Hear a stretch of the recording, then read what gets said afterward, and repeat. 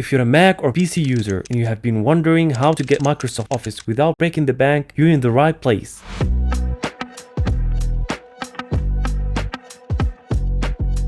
Today, I have got two cool methods for you. First up, the web version. Head over office.com and sign in with your Microsoft account.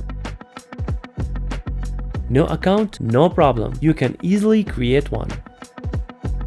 Just like that, you have created online access to Word, Excel, PowerPoint, and more. All your work gets saved to OneDrive so you can pick up where you left off, anytime, anywhere.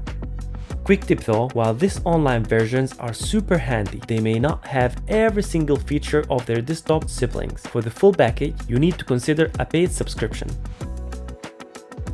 Next up, for those of you who love to work on the go, did you know Microsoft has a free Office app for devices with screen under 10 inches? Yes, that's right. iPhone and some iPads get VIP treatment. Head to App Store and snatch them up.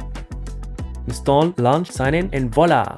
Office at your fingertips. But remember, while they're optimized for touch and are pretty rad, they may have some feature limitations.